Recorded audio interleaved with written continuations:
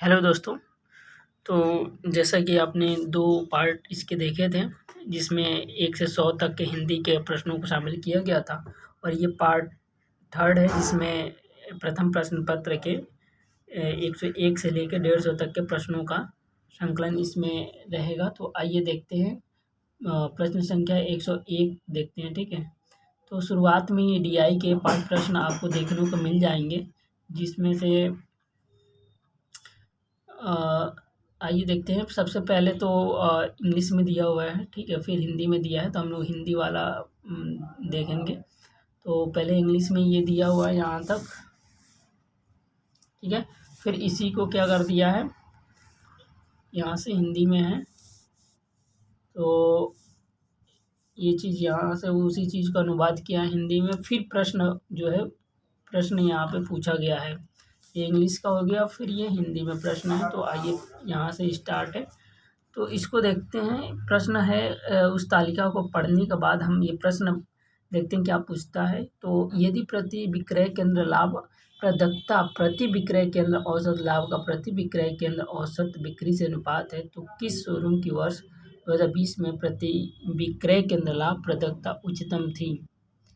तो ये हो जाएगा आपका ऑप्शन 3 होगा, ठीक है। इसका सही आंसर क्या होगा? ऑप्शन 3 यानी कि सी होगा। और फिर प्रश्न संख्या 102 पे देखते हैं। इसमें आप ये देख सकते हैं तालिका के संदर्भ में क्या बात कहा गया है, वो पढ़ सकते हैं। उसके बाद से आइए देखते हैं इससे रिलेटेड प्रश्न क्या पूछा है।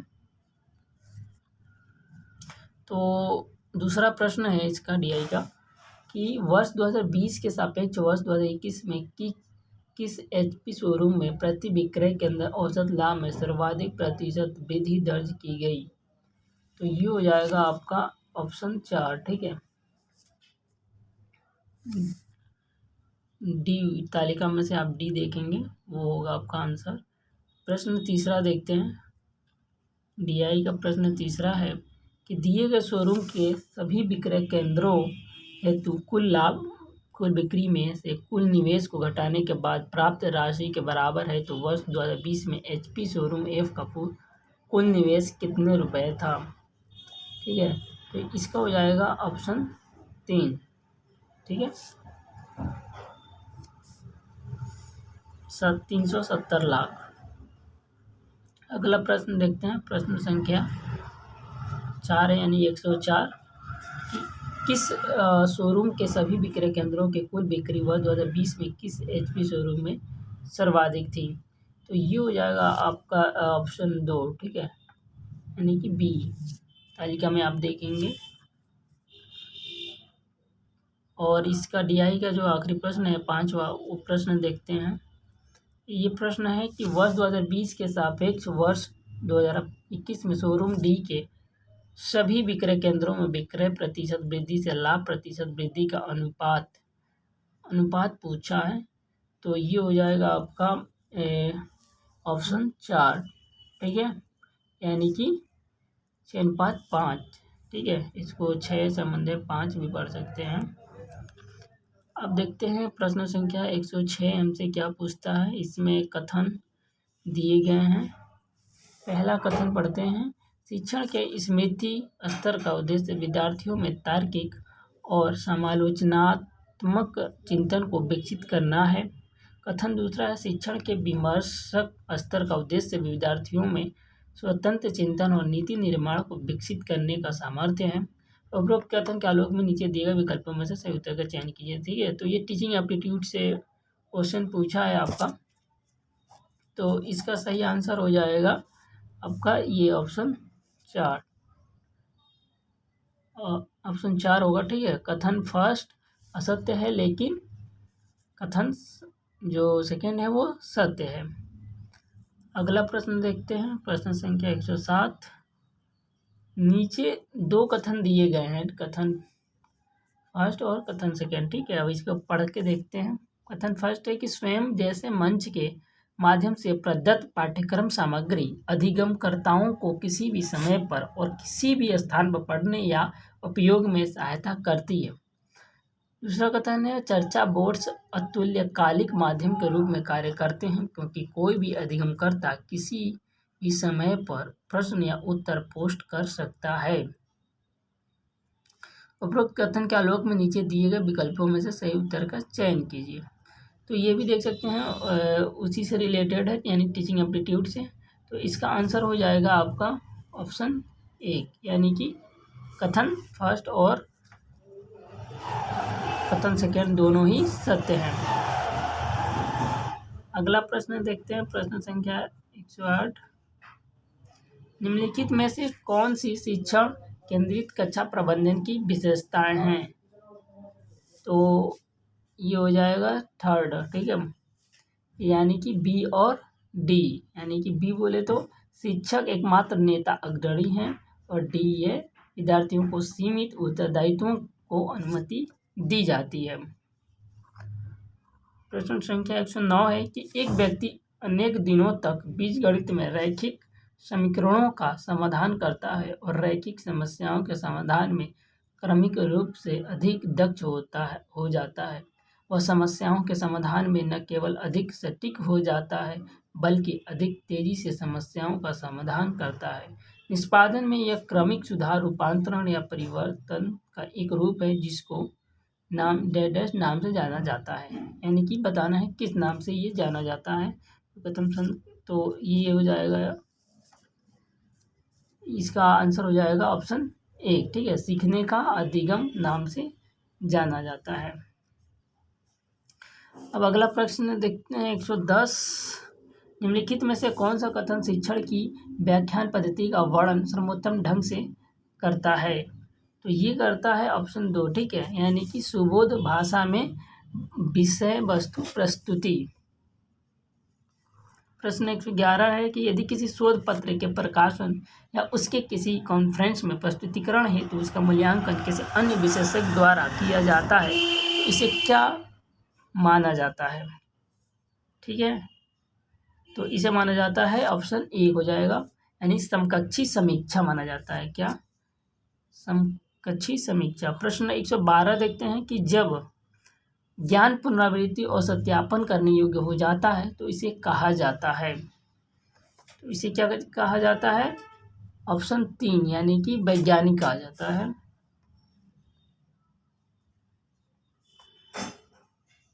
अगला प्रश्न देखते हैं 113। निम्नलिखित में से सफल साक्षात्कारकर्ता के क्या मानदंड है?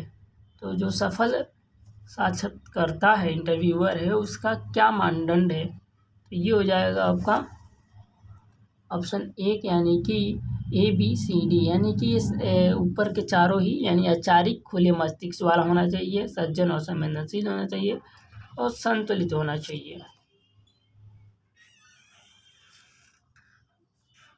अगला प्रश्न है 114। निम्नलिखित में से कौन सी शोध की नीतिगत समस्याएं हैं?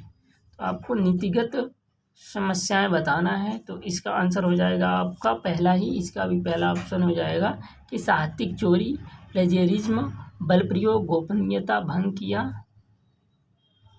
जाना। तो ये तीनों ही क्या हैं? शोध की नीतिगत समस्याएं हैं। अगला प्रश्न देखते हैं 115 है, नीचे 2 कथन दिए गए हैं, ठीक है। तो अब इसमें बताना है, पहला कथन पढ़ते हैं। ओपन एंडेड प्रश्नों के लिए उत्तरदाता लंबाई के बंधन से रहित अपने उत्तर लिख सकते हैं। कथन दूसरा, सर्वेक्षण शोध में टेलीस्कोपिंग की स्मृति परिघटना की समस्या नहीं होती है। उपरोक्त कथन के आलोक में नीचे दिए गए विकल्पों में से सबसे उपयुक्त उत्तर का चयन कीजिए। ठीक है, तो उपयुक्त उत्तर का चयन करना है। तो देखिए इसका हो जाएगा आपका, यानी कि ऑप्शन 3 होगा, ठीक है, यानी कि कथन फर्स्ट सही है लेकिन कथन सेकेंड गलत है। अगला प्रश्न देखते हैं 116। किस पुस्तक का अमुक किसका उदाहरण है? तो ये हो जाएगा ऑप्शन 4, ठीक है, यानी कि पुष्टि अग्रसारी फीड फॉरवर्ड संप्रेषण। अगला प्रश्न 117 है। एक संदेश के नीचे एक संदेश को किस रूप में संदर्भित किया जाता है? तो एक संदेश के नीचे एक संदर्भ जो है, तो इसका भी ऑप्शन 4 हो जाएगा, यानी कि उपपाठ के रूप में संदर्भित किया जाता है। अगला प्रश्न है कि ऑनलाइन सूचना के संदर्भ में कौन से पूर्वोपाय आवश्यक है। तो ये है ऑप्शन नंबर 3, ठीक है, यानी कि केवल CDE ये है ऑनलाइन संदर्भ की सूचना में पूर्वोपाय आवश्यक, ये पूर्वोपाय आवश्यक हैं। अगला प्रश्न देखते हैं कि नीचे 2 कथन दिए गए हैं, इसमें भी उसी प्रकार से हैं।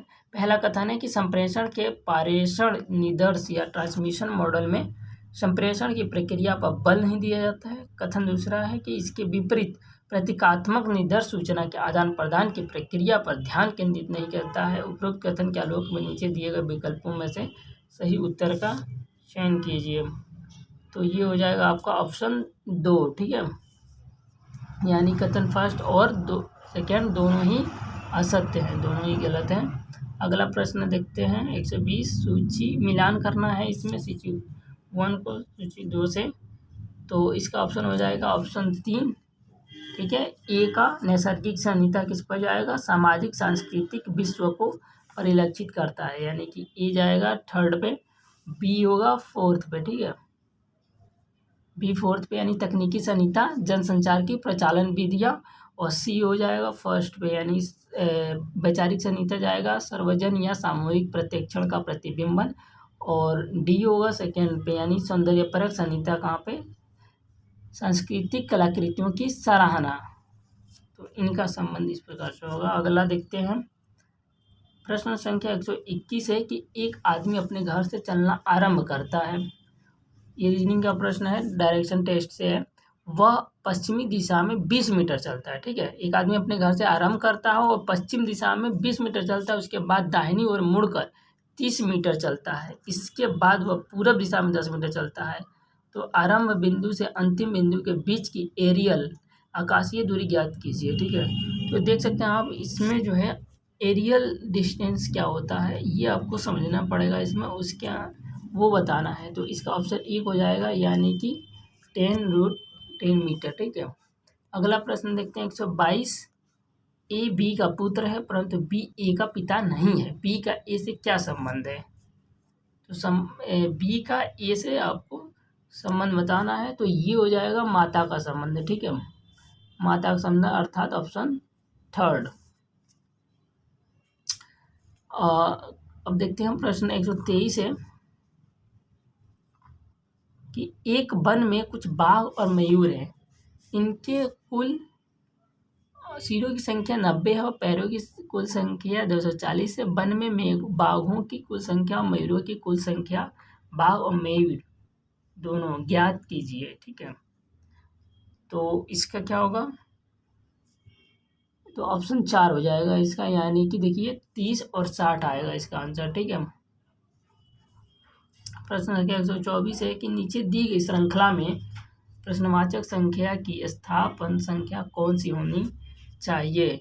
तो ये होगा आपका ऑप्शन 4, यानी कि 98 आएगा जब आप सॉल्व करेंगे तो। अगला प्रश्न 125 है कि यदि एक निश्चित कूट भाषा में ए कितना है 26, जी 20 है, जी ओ को 32 और सम को 56 लिखा जाता है, ठीक है, तब कम का मान किसके बराबर होगा, तब हम आपको कम का मान बताना है। तो ये हो जाएगा आपका ऑप्शन 2, ठीक है, यानी कि 72 के बराबर होगा इसका मान। अगला प्रश्न देखते हैं 126, निम्नलिखित कथन में कौन से तर्क दोष का उदाहरण मिलता है। कोई भी फ्रॉडवादी मनोविश्लेषण की तब तक आलोचना नहीं कर सकता जब तक कि स्वयं आलोचक का ही मनोविश्लेषण न कर लिया गया हो। तो इसका आंसर आपका हो जाएगा ऑप्शन 1, ठीक है, यानी कि एड होमिनेम। प्रश्न 127 है कि निम्नलिखित में कौन सी प्रतिज्ञप्ति सभी मेढक उभयचर हैं। प्रतिज्ञप्ति तर्क वाक्य से तार्किक रूप में समतुल्य हैं, ठीक। तो ये हो जाएगा आपका ऑप्शन 2, कोई भी मेढक गैर उभयचर नहीं होते हैं। यदि कुछ मछलियाँ उभयचर नहीं हैं, प्रतिज्ञप्ति को असत्य के रूप में दिया गया है, तब निम्नलिखित में से कौन सी प्रतिज्ञप्तियों को तात्कालिक रूप से सत्य होना अनुमानित किया जा सकता है। तो ये हो जाएगा आपका ऑप्शन 3, यानी केवल बी और डी, यानी कि सभी मछलियाँ उभयचर हैं, और डी कुछ मछलियाँ उभयचर हैं। अगला प्रश्न देखते हैं, निम्नलिखित में से कौन सी प्रतिज्ञप्तियाँ इस प्रकार संबंधित हैं कि वे दोनों सत्य नहीं हो सकते, यद्यपि वे दोनों असत्य हो सकते हैं। तो इसका हो जाएगा आपका ऑप्शन 4, ठीक है। केवल ए और डी, यानी ए क्या है, सभी मेढक उभयचर हैं, डी क्या है, कोई भी मेढक उभयचर नहीं है। अगला प्रश्न देखते हैं, न्याय यानी कि भारतीय शास्त्रीय तर्क मत के अनुसार निम्नलिखित में से कौन सी मुक्ति असाधारण संकीर्ण मध्य पद तर्क दोष का एक उदाहरण है। तो ये उदाहरण है ध्वनि शाश्वत है क्योंकि यह श्रव्य होती है, ठीक है, ऑप्शन 2 हो जाएगा इसका। अगला प्रश्न देखते हैं 131 कि यदि एक मेगा बाइट कंप्यूटर डाटा भंडारण में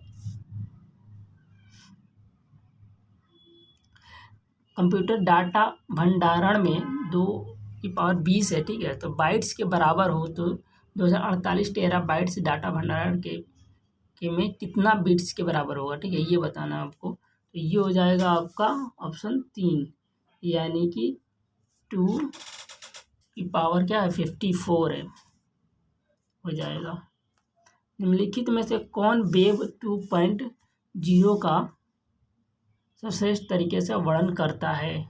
तो ये वर्णन करता है ऑप्शन 3, यानी सोशल मीडिया और प्रयोक्ता जनित वेब अंतर्वस्तु।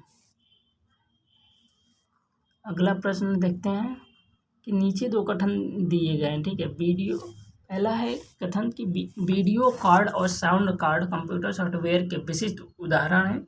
कथन दूसरा है antivirus software, anti spyware software और स्क्रीन सेवर सॉफ्टवेयर उपयोगी वस्तुओं के उदाहरण में शामिल है। उपरोक्त कथन के आलोक में क्या है, विकल्पों में से सही उत्तर चयन कीजिए, ठीक है।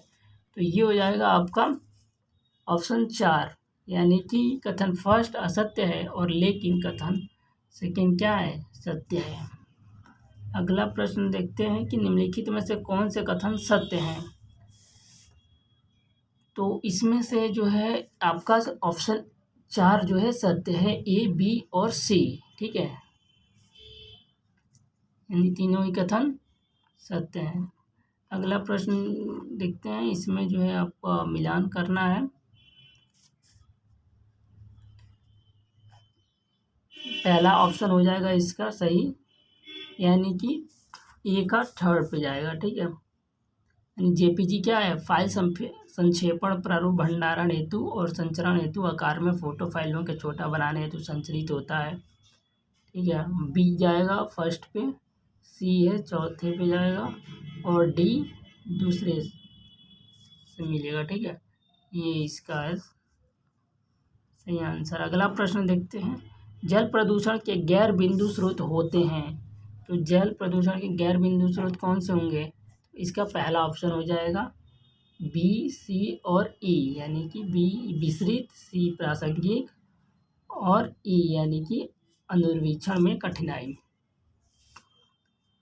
अगला प्रश्न देखते हैं कि निम्नलिखित कौन से जैव ईंधन हैं। तो जैव ईंधन इसमें होगा आपका ऑप्शन 3, ठीक है, यानी कि बी और डी, यानी मेथनॉल है और एथनॉल जैव ईंधन है। प्रश्न 138 में है कि नीचे 2 कथन दिए हैं, अब इसमें बताना है कौन सत्य असत्य है। तो पहला कथन है भारत अंतर्राष्ट्रीय सौर गठबंधन का वर्तमान में अध्यक्ष है। संयुक्त राज्य अमेरिका अंतर्राष्ट्रीय और सौर गठबंधन का एक सदस्य नहीं है। तो देखिए इसका हो जाएगा आपका ऑप्शन 3, ठीक है, यानी कि कथन फर्स्ट सत्य है लेकिन कथन सेकेंड असत्य है। प्रश्न 139 देखते हैं कि नीचे 2 कथन दिए गए हैं, इसमें भी बताना है। तो इसका आपका आंसर हो जाएगा ऑप्शन 4, ठीक है, यानी कि कथन फर्स्ट क्या है, असत्य है लेकिन कथन सेकेंड सत्य है। अगला प्रश्न देखते हैं, इसमें मिलान करना है।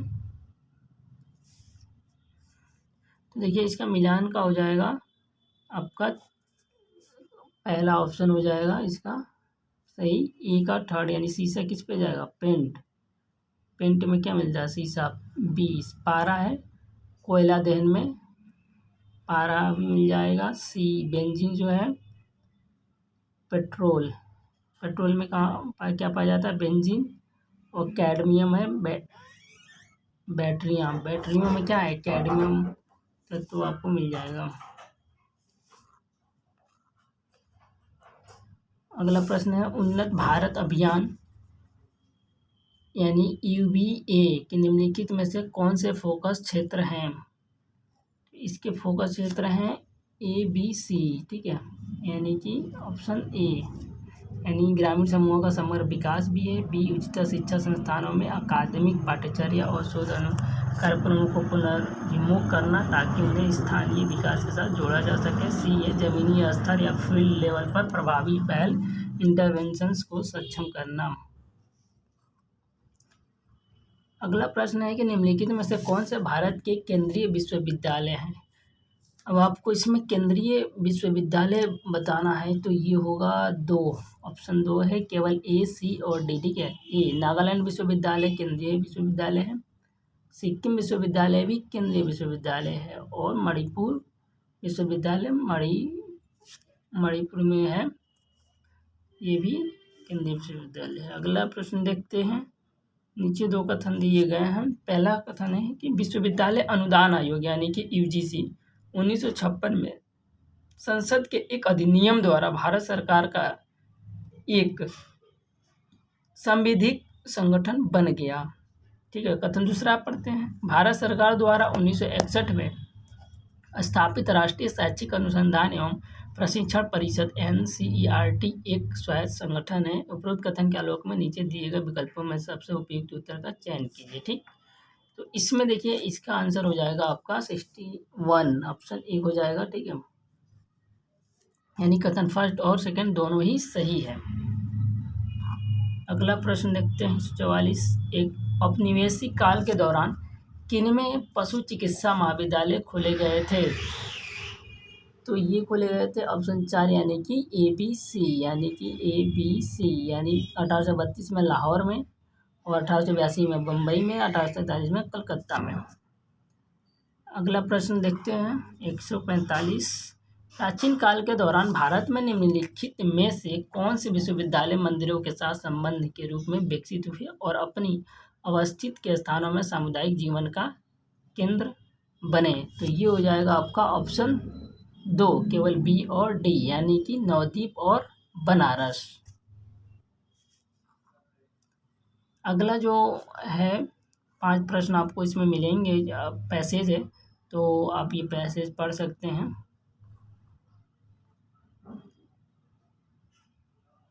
ठीक है, फिर आते हैं हम लोग पैसेज पढ़ने के बाद प्रथम प्रश्न पे देखते हैं। इस पे देखिए कथन, इसके आधार पर कथन दिया हुआ है। कथन पहला है पश्मीना शाल यूरोप में काफ़ी लोकप्रिय थे। कथन दूसरा है अंग्रेजों ने कश्मीरी विनिर्माताओं के लिए यूरोप में पश्मीना शाल का निर्यात करना आसान बनाया।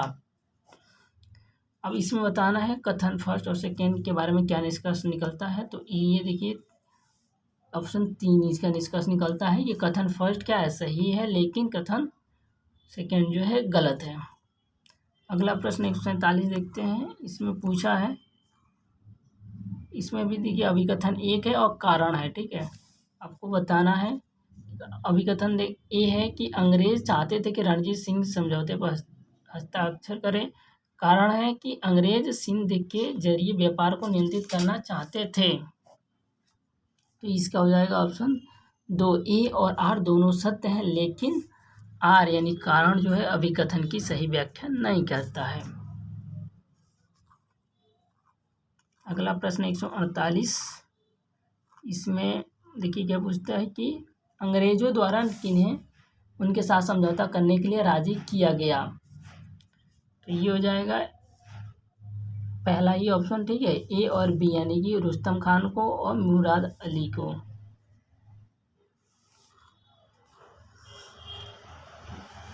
अगला प्रश्न है, कथन दिए हुए हैं, कथन पहला और कथन सेकेंड। कथन फर्स्ट है सिंध के अमीर अंग्रेजों के साथ समझौते पर हस्ताक्षर करने के लिए काफ़ी प्रसन्न और इच्छुक थे। सिंध के जरिए, दूसरा कथन है सिंध के जरिए नौ यात्रा पर नियंत्रण करना ब्रिटिश एजेंडा में प्रमुख स्थान रखता था। उपरोक्त कथन पे आपको बताना क्या निष्कर्ष निकला है। तो 69 यानी ऑप्शन 4 कथन फर्स्ट गलत है, लेकिन कथन सेकेंड क्या है, सही है। आखिरी प्रश्न है यानी कि प्रश्न संख्या 150। अभी कथन ए है कि अंग्रेज नदियों के माध्यम से नौ यात्रा मार्गों पर नियंत्रण करना चाहते थे। कारण है इसका, नदियों का इस्तेमाल वस्तुओं का व्यापार करने के लिए किया जाता था और व्यापार पर नियंत्रण स्थापित कर मुनाफा कमाना अंग्रेजों को लाभप्रद लगा। उपरोक्त कथन के आलोक में आपको बताना है क्या आप निष्कर्ष निकलता है। तो इसका हो जाएगा आपका ऑप्शन ए। ठीक है, ए और आर दोनों सत्य हैं और आर ए की सही व्याख्या है, यानी कि जो कारण है वो अभिकथन का सही व्याख्या है। ठीक है, इस प्रकार से यहाँ 150 प्रश्न कंप्लीट होते हैं यानी शिफ्ट 1 के। तो वीडियो देखने के लिए धन्यवाद। जय हिंद।